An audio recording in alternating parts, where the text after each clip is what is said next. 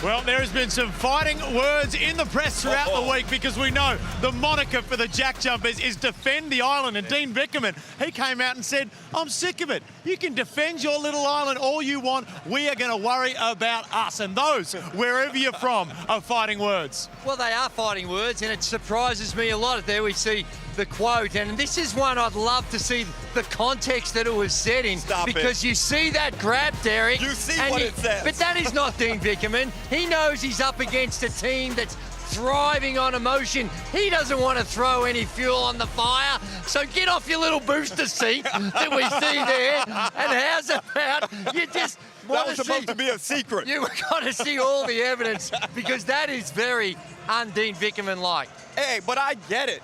You hear all this noise about the island, defend the island. It starts to rub people the wrong way.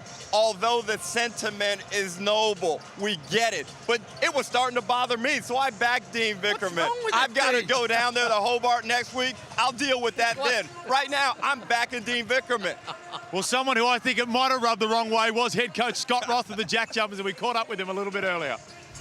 Scott Roth, thank you for joining us. Now, the Tassie Jack Jumpers, you've got a good record. It's been a happy hunting ground, 5-1 at John Cain Arena against Melbourne United, but I imagine it means little coming into the final series. Yeah, I mean, you're absolutely right. I mean, this is just another game for us to try to do what we do, but, you know, we're obviously comfortable here. We play a lot of games in here, but you can throw that all away.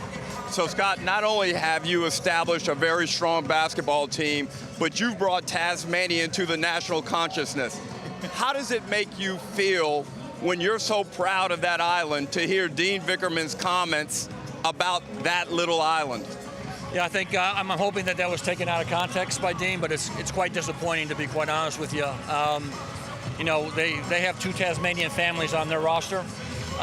Tasmania seems to be the butt of every joke. People want to punch down at that place. And for me, when I went down there, they said, you're not going to succeed down there. You're not going to be welcome down there. It's a different place. And my 3 years have been nothing but love from that whole community. They've rallied around this team. And, you know, I was lucky enough to come up with Defend the Island, and really that's the rallying cry, not for basketball, but really for the entire state to just be proud of what they're doing there. They're hardworking people down there.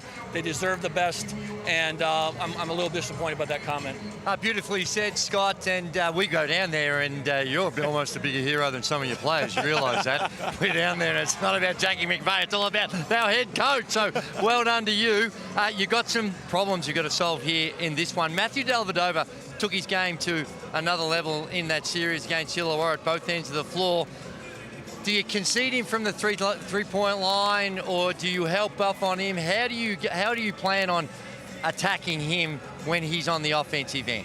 Well, again, I think for us it's just trying to do what we do defensively and stay within our sweet spots of how we operate. But they have a wealth of talent over there. There's just not one guy, and then, you know, every night it could be someone else, and so we have to just be on point. And listen, they got NBA finals champions, they got NBL finals champions, they got a coach that's won multiple championships, they have a coaching staff that's won multiple championships.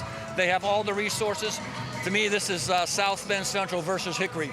This is Hoosiers point 2, and we're going to do everything we can to do to come in here and swing as hard as we can. This will not be a noble fight. We are here to win this, but before this ball goes up, we've already won. We've won for 3 years. The state and the people there understand that.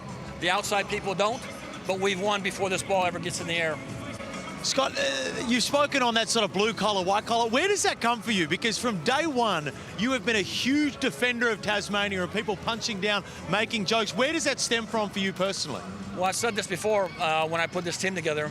I was looking for people like myself, to be honest with you. I've been beat up and trashed and worst coach ever and wouldn't make the NBA and all the things I've heard along my way. And my family is a working background. I believe in doing the work. I believe in taking no shortcuts. And that place resonated with me when I got down there, of the hardworking people in Tasmania. And it was just a natural fit for me to come in there.